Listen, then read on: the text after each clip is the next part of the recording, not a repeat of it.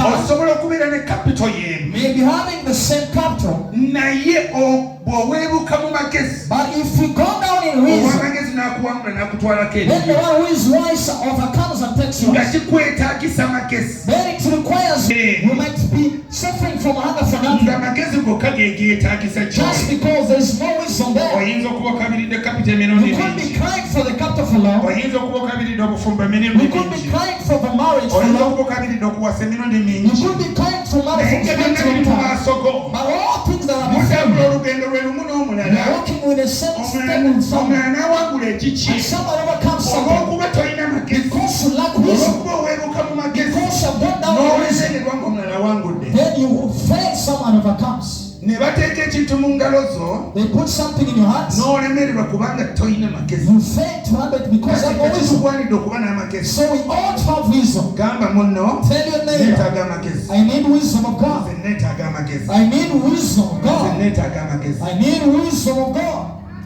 Gamba munno. Tell your neighbor. Undi gwe weetaaga amagezi. You need wisdom. Osanga tewandikomyawo. Maybe you will not naye need amagezi. but wisdom. Geetaagisa. It is being needed.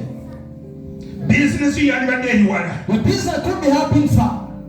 Ekyakulemesa okukwata omwami wo obulungi gaali magezi. What has made you to slap your husband because of atagasa. You might be seeing him as atagasa. might be seeing him as kubanga walemererwa amagezi ate n'otaganoonya. because you had no wisdom and failed to look after it. Solomoni bamugamba batyawo. Samwiri lisooka 3:10. Mukama n'ajja n'ayimirira n'ayita. Mukama n'ajja n'ayimirira n'ayita ng'olulala nti Samwiri, Samwiri. Awo Samwiri n'ayogera nti yogera kubanga omuddu we awulira. Mukama n'agamba Samwiri nti laba ndikola ekigambo mu Isirayiri ekiryamiriza amatu gombi aga buli muntu alikiwulira.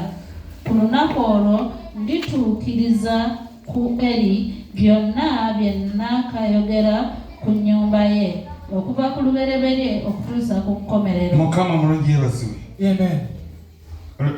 Ekyawuni kwasa kikotinzi naye